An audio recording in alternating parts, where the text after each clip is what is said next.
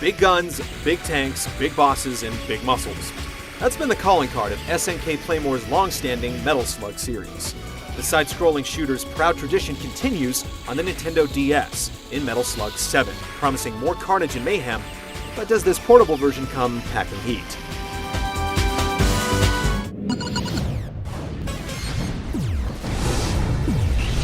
Though Metal Slug 7 takes place before the events of Metal Slug 4, it's largely a continuation of the system found in Metal Slug 6. Players blast their way across various levels, tackling all manner of side-scrolling enemies, traps, and bosses. 6 characters are at your disposal, including Clark and Ralph from the King of Fighters series. The action unfolds on the top screen at all times, with the bottom screen reserved as a blurry map most of the game, and other times, it's inexplicably blank. The single-player campaign offers the traditional path of destruction through 7 levels, as well as 3 difficulty settings. Even on the easiest setting, many will struggle to make it through in one piece. You'll roll up the body count and navigate some platforms before taking on a fierce boss. Attack patterns aren't that complex, yet outlasting the onslaught will seriously test your reflexes. First introduced in Metal Slug 6, the Combat School returns with 80 additional missions. They provide new objectives ranging from saving POWs to zanier antics like keeping a beach ball afloat. Some of the missions are a breeze, while others are downright sadistic. They're all short though, so they easily become addicting. Unfortunately, there's no multiplayer component, which is a cardinal sin for this franchise. The Nintendo DS has a Wi-Fi option for a reason, and it's really disappointing that it didn't make the cut. Even with the 80 extra missions, Metal Slug 7 is a short game. Unless you're the type of player that likes to master games on multiple difficulties, the play per dollar is pretty minimal.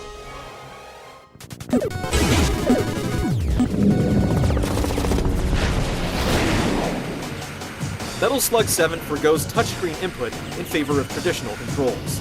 The decision has paid off. Rather than an uneven setup like the one found in last year's Metal Slug Anthology for the Wii, the controls are much more responsive and natural. It doesn't quite reach the feel of the arcade because of the lethargic D-pad aiming, but overall, it still works well. Many of the series' innovations from the previous installment are present. Each character can obtain 2 special weapons at a time, in addition to the standard pistol, and a maxed out super meter allows for a temporary score multiplier and increased damage. All the classic artillery and special moves return, and several new slugs join the existing models. Toggling between weapons with the default control layout can be troublesome, but you can customize it. Metal Slug 7 plays like any other title in the series. It gets the job done, but for better or worse, it's a formula that's gone largely unchanged for over a decade.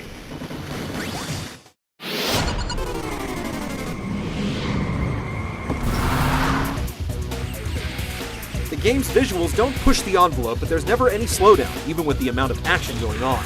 The art style remains identical to its predecessors and looks clean even on the small Nintendo DS screen. Sound effects are done well, even retaining the announcer's voice.